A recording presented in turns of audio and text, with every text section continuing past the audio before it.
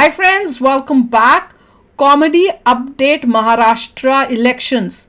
Abu Azmi asks Owaisi to go to Pakistan. क्या है ये? हमें नहीं कुछ समझ में आया। ये तो वीडियो देख के पता चलेगा। तो चलो वीडियो शुरू करते हैं। वीडियो शुरू करने से पहले अगर आप चैनल पर नए हो और आपने अभी तक सब्सक्राइब नहीं किया तो जल्दी से पहले सब्सक्राइब के बटन और बेल आइकन को क्लिक कर लो ताकि आपको हमारे सारे न्यू वीडियोस के नोटिफिकेशन मिल जाएं जैसे हम अपलोड करें। अगर आपको वीडियो पसंद आता है प्लीज लाइक एंड शेयर। चलिए शुरू करते हैं। नहीं जाते क्या करता तू बोल? नहीं जाते क्या उखाड़ता बोल? पाकिस्तान नहीं जाते। मौलाना सज्जाद ने बोला तो एक तो मैं मुसलमानों की हताशा देखकर मुझे बड़ा अफसोस भी होता है और रोना भी आता है और हंसी भी आती है। ये उस खानदान का है जिसने पूर्ण जिम्मेदारी ली थी 6 दिसंबर की आपके हिसाब से आपकी मस्जिद को गिराने की। जिन 75 सीटों पे बीजेपी का सीधा मुकाबला कांग्रेस से है और यहां पर मैं बीजेपी के लिए प्रिडिक्ट कर रहा हूं लगभग। तो साथियों पिछले 24 घंटे में 48 घंटे में बहुत हलचल रही महाराष्ट्र में। आज वहां पर वोट पड़ रहे हैं जब आप ये वीडियो देख रहे होंगे। हो गई वोटिंग। तावड़े पर भी बात करेंगे और जो अबू आजमी और चार मीनारा के सांसद की भिड़ंत हो गई है मुसलमान वोटों को लेके और पाकिस्तान को लेके, उस पर बात करेंगे। सज्जाद नोमानी ने महाराष्ट्र चुनाव पर क्या बोला था, कुछ तो कल मैंने आपको सुनाया था, कुछ आज सुनाऊंगा। क्या बोला था वो बात अबू आजमी के कथन को सत्य प्रूव करती है, उस पर बात करेंगे। और आखिर में थोड़ा सा विश्लेषण करेंगे कि ये चुनाव किधर जाता लग रहा है। एग्जिट पोल पे शायद लोगों का 2024 लोकसभा और हरियाणा देखते हुए भरोसा उड़ गया है और ये चुनाव तो उससे भी ज्यादा विचित्र है जिसको मैंने नाम दिया है a wheel with in a wheel.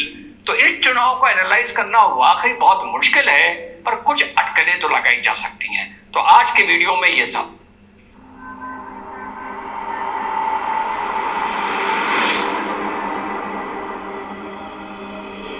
Hello नमस्कार सत श्री अकाल अस्सलाम वालेकुम। कैसे हैं जनाब? तो साहब बहुजन विकास अघाड़ी के कार्यकर्ता होटल में जाकर पिल पड़े। आरोप लगाया कि भाजपा के जो राष्ट्रीय महासचिव हैं विनोद तावड़े साहब वो वहां पर 5 करोड़ रुपया लेकर आए हैं। 500 की गड्डियों में जो एक गड्डी आपकी 50,000 रुपए की बनती है, पहले तो 5 करोड़ का अनुमान लगा के देखा जाए कि गड्डियां बनेंगी कितनी। खैर ये अलग मुद्दा है। और वहां आकर जितना भी मैंने ढूंढा समझा गुजारा पैसे दे रहे लोगों को क्या मिल जाए कि साहब रंगे हाथ पकड़े गए नोट बांटते पकड़े गए। तो इलेक्शन कमीशन ने कहा भैया उनके कमरे में से 9,83,000 रुपए मिला है और जो ये नोट लहराए जा रहे हैं जो आप लोगों ने भी देखे होंगे, जो बहुजन विकास अघाड़ी के कार्यकर्ता अति उत्साह में लहरा रहे हैं, ये पता नहीं कौन से नोट हैं और कहां से आए हैं। 9,53,000 रुपया मिला है मात्र। जिसको वो कुछ करोड़ बोले थे 5 करोड़। अब इस पर राहुल गांधी भी हमारा लल्ला भी बीच में कूद पड़ा और ट्वीट करा एक्स पर कि ये है मोदी जी का सेफ SAFE सेफ और किसकी तिजोरी से आया ये पैसा। वो कह रहे हैं ही नहीं, वो ये कह रहे हैं बड़े बेवकूफ है। तो जब सरकार एक ऐसी नीति लाई थी जिससे ये पता चल जाए कि सेफ नहीं तिजोरी नहीं किसके बैंक अकाउंट से पैसा आया तब भी इन लोगों के पेट में दर्द हो रहा था और अब मातम कर रहे हैं कि बताओ किसकी तिजोरी से आया। देखिए साहब विरोधाभास देखिए, पकड़ के लाया हूं आपका भाई वक्ता प्लस अधिवक्ता।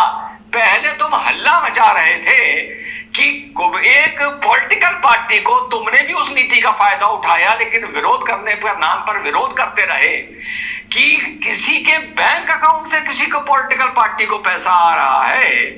लड़ाई ये होनी चाहिए थी कि जिसकी भी पॉलिटिकल पार्टी से आ रहा है वो चुनाव से पहले या चुनाव के बाद वो लिस्ट डिक्लेयर हो जानी चाहिए कि किसके अकाउंट से किस पार्टी को पैसा गया।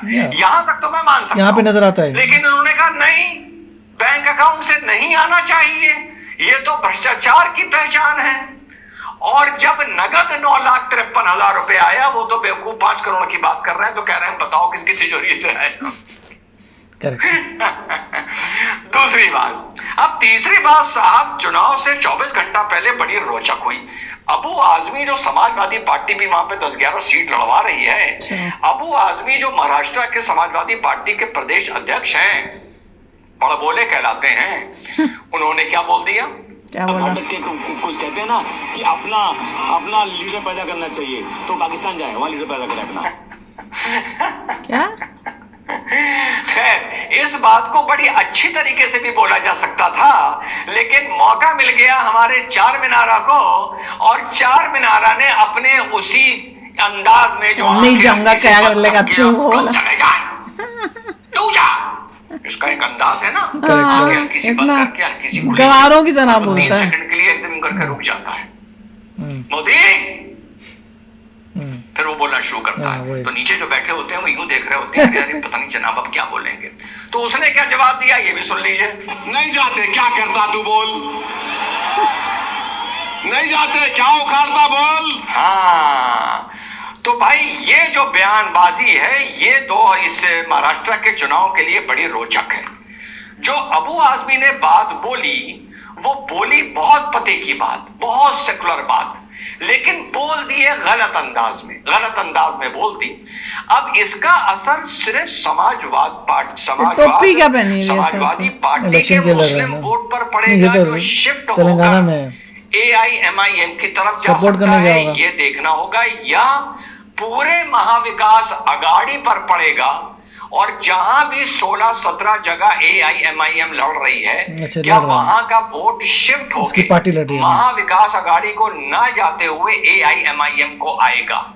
अगर आएगा तो कुछ ऐसी सीटें हैं जहां पर AIMIM को कुछ सीटों का लाभ होता नजर आ रहा है।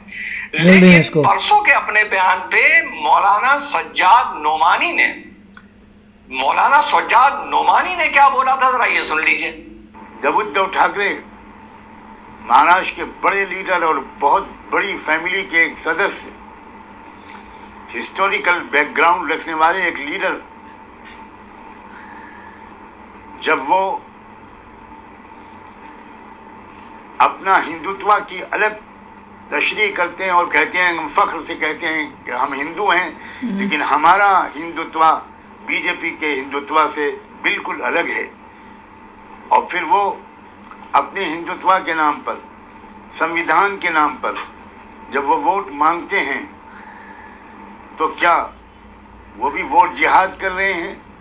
पागल है क्या? दिस इज वेरी वोट मांगना और जिहाद करने में डिफरेंस नहीं बताया? हमारे कुछ जाहिल भाइयों का नेता ये चार मीनारा कुछ बोल रहा है, अबू आजमी कुछ बोल रहा है, लेकिन अबू आजमी की बात पर मोहर लगाते हुए मिल रहे हैं मौलाना सज्जाद नोमानी, जिन्होंने फतवा निकाला है कि आपको महाविकास अघाड़ी को जिताना है।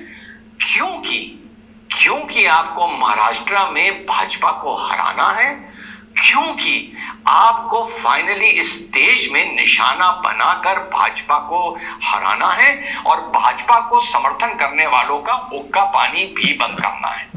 अब जब मौलाना सज्जाद ने बोला तो एक तो मैं मुसलमानों की हताशा देखकर मुझे बड़ा अफसोस भी होता है और रोना भी आता है और हंसी भी आती है। मुझे तो गुस्सा आता है, आपने इंट्रोडक्शन खून खौलता मेरा तो। उस खानदान मौलाना ये सब काम कर रहे हैं, रिलीजियस हिस्टोरिकल फैमिली लोगों को धमकी देते हैं कि अगर नहीं वोट करोगे तो उन्हें ये कर देंगे। आज मुसलमानों की वाकई जो हताशा है, भाजपा की दुश्मनी में मुसलमान राजनीति की बिसात पर ऐसा बिछ गया है, ऐसा गिर गया है कि वाकई इसे पूछने और सीखने वाला अब कोई नहीं है। सिर्फ भाजपा की दुश्मनी में हिस्टोरिकल फैमिली, ये उस खानदान का है। अबे मौलाना ये उस खानदान का है जिसने पूर्ण जिम्मेदारी ली थी 6 दिसंबर की, आपके हिसाब से आपकी मस्जिद को गिराने की। ये उस खानदान से जिसने कहा था मुसलमान कैंसर हैं। ये उस खानदान से जिसने कहा था वो तब 25 साल पहले इन बांग्लादेशी जो आ रहे हैं इनको सालों को मार मार के देश से भगाओ। यार मौलाना तुम कितना गिर गए हो मोदी की दुश्मनी में यार। अबे इतना नहीं गिरा जाता मौलाना। आए कभी मुझे मिलोगे लखनऊ में तो तुमसे मैं यही सवाल पूछूंगा, हैं? तुम्हारी राजनीतिक मजबूरी में तुम कितना गिर गए, शर्म नहीं आती तुमको? यह खानदान हिस्टोरिकल, चलो शरद पवार के लिए बोल रहे हो, समझ में आ गया, लेकिन ये है मुसलमानों की स्थिति। अब मुसलमान ये सोच रहा है कि मैं अबू आजमी सही कह रहा है, मौलाना सज्जाद सही कह रहा है, या ओवैसी सही कह रहा है। ओवैसी कह रहा है मुसलमान का नेता मुसलमानी का हो सकता है। सज्जाद जितने हिंदू लोगों के नाम गिना रहे हैं जिनको वो सपोर्ट करना चाह रहे हैं, वो तीनों हिंदू हैं, वो खुद बोल रहे हैं इस बात को, तो क्या वो भी इसका मतलब क्या वोट जिहाद कर रहे हैं? तो ये है स्थिति मुसलमान की। मैं तो ये सोच रही हूँ ये स्थिति मेरे देश की। महाराष्ट्र के इलेक्शंस का रिजल्ट्स आएंगे, उससे पता चल जाएगा क्या सिचुएशन है। सबको बीजेपी से बड़ी तकलीफ मतलब पॉइंट यही देखना पड़ेगा कि कितने लोग बटेंगे और कटेंगे। वही तो, तभी तो बोला है मोदी जी ने, बटोगे महाराष्ट्र तो में देखना है कि महाराष्ट्र हरियाणा की तरह जागे लोग कि नहीं जागे, अपना हरियाणा में लोग जाग गए थे, अब यहाँ देखो। अब ये देखना कि महाराष्ट्र के लोग जागेंगे नहीं लागेंगे कि बट के कट जाएंगे। सबको तकलीफ इसी बात की कि बीजेपी आ गई तो हमारा हुक्का पानी बंद, देश की तरक्की होगी, महाराष्ट्र की तरक्की होगी, हमारा बिजनेस चौपट। वही रोना इनका था भैया, कैसे कैसे लोग हैं और किस तरह से ये गेम खेलते हैं, ये देख के तो लगता है क्या होगा यार, क्या होगा। चलो यार, अभिषेक और अपने थॉट्स चलते हैं, मिलेंगे नेक्स्ट वीडियो में बहुत ही जल्द। Till then take care and bye bye. तो अगर आप मेरे इस चैनल पे नए हो तो जल्दी से सब्सक्राइब के बटन को हिट करो और बेल आइकन को क्लिक करो ताकि आपको मेरा जब नया वीडियो मैं लगाऊं आपको उसके बारे में जल्दी से पता चल जाए।